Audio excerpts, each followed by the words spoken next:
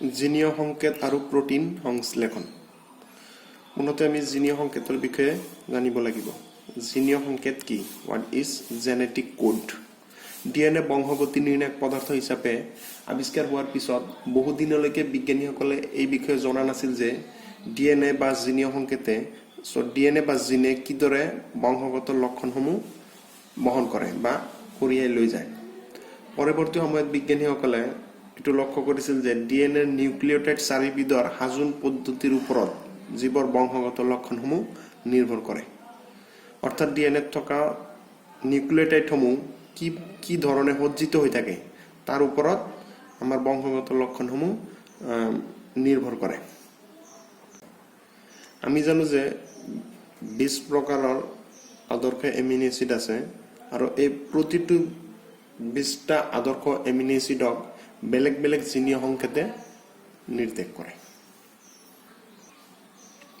অৰ্থাৎ ডিএনএ আৰু আৰএনএ থকা নিউক্লিঅটাইডৰ যিবোৰ ক্ৰমে প্ৰ'টিন সংশ্লেষণৰ বাবে এমিনো এচিডৰ ক্ৰম নিৰ্ধাৰণ কৰে সেইবোৰক জিনীয় সংকেত বোলে ডিএনএ বা আৰএনএ থকা এমিনো এচিডৰ যিবোৰ ক্ৰমে ডিএনএ বা আৰএনএ থকা নিউক্লিঅটাইডৰ যিবোৰ ক্ৰমে প্ৰ'টিন সংশ্লেষণৰ সময়ত এমিনো এচিডৰ ক্ৰম নিৰ্ধাৰণ কৰে সেইবোৰকে জিনীয় সংকেত বা জেনেটিক কোড বুলি কোৱা হয় অৰ্থাৎ এটো কথা স্পষ্ট হল যে জিনীয় সংকেতে প্ৰ'টিন সংশ্লেষণৰ সময়ত এমিনো এচিডসমূহ বহন কৰে বা এমিনো এচিডসমূহৰ বাবে সংকেত বহন কৰে আমি যেন প্ৰ'টিন সংশ্লেষণৰ সময়ত এমিনো এচিডসমূহ আমাৰ পেপটাইড বান্ধনীৰ যোগেদি লগ লাগে আৰু এনেকুৱা প্ৰতিটো এমিনো এচিডৰ বাবে একোটা জিনীয় সংকেত থাকে আৰু এই সংকেত অনুযায়ী প্ৰ'টিন সংশ্লেষণৰ সময়ত এমিনো এচিডসমূহ বহু পেপটাইড বান্ধনীৰ দ্বাৰা লগ লাগে এতিয়া আমি জিনীয় সংকেতৰ বৈশিষ্ট্য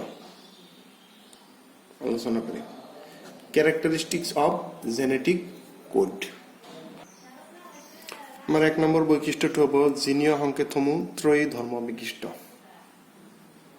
অৰ্থাৎ জেনেটিক কোডছ আৰ ট্ৰিপলেট মানে তিনিটাকৈ নাইট্ৰজেনযুক্ত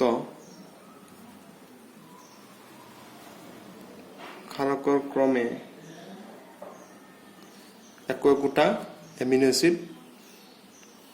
এমিনো এচিডৰ সংকেত বহন কৰে অৰ্থাৎ তিনিটাকৈ নাইট্ৰজেনযুক্ত ক্ৰমৰ একোটা গোটে আৰু এই প্ৰতিটো গোটকে আমাৰ জিনীয় সংকেত বুলি কোৱা হয়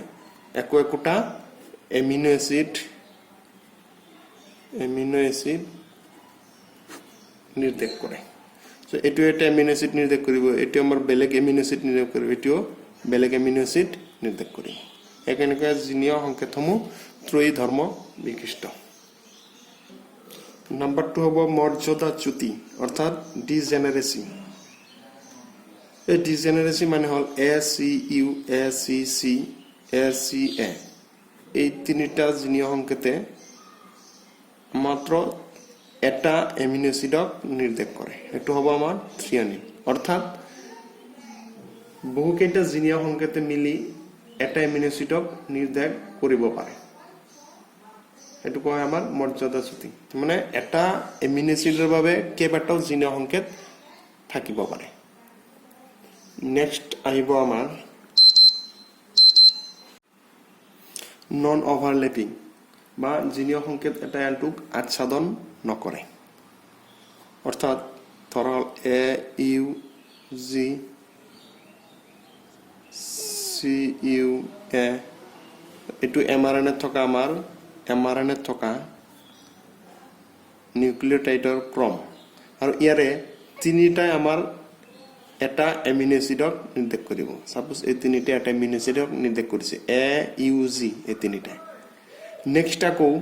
CUA এই তিনিটা আমাৰ আন এটা এমিনো এচিডক নিৰ্দেশ কৰিব এনেকুৱা নহয় যে AUG এটাক নিৰ্দেশ কৰিব আৰু GCU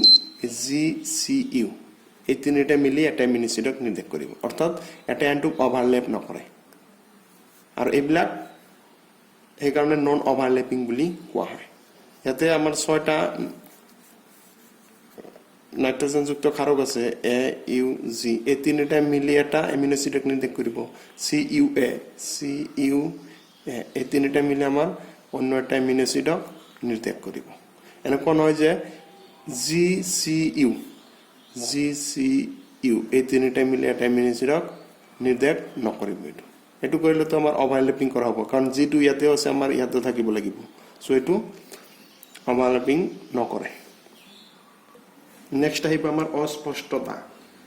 অস্পষ্টতা একোটা সংকেতে বিভিন্ন অৱস্থাত বিভিন্ন এমিনো এসিড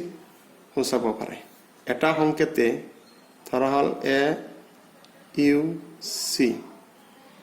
এটো সংকেত এটোৱে বিভিন্ন অৱস্থাত বিভিন্ন এমিনো এসিড সূচাব পাৰে তা সিচুৱেচনৰ ওপৰত বেস্ড কৰি ই বেলেগ বেলেগ এমিনো এসিডক নিৰ্দেশ কৰিব পাৰে ধৰল এটো এটা বেলেগ এমিনো এসিড কিবা এটা সিচুৱেচনত বেলেগ এটা এমিনো এসিডক নিৰ্দেশ কৰিছে পৰৱৰ্তী অন্য এটা সিচুৱেচনত বেলেগ আন এটা এমিনো এসিডক নিৰ্দেশ কৰিব পাৰে সেইকাৰণে কোৱা হয় এবিল জিনীয় সংকেতসমূহ হল অস্পষ্ট নেক্সট আহিব প্ৰাৰম্ভিকতা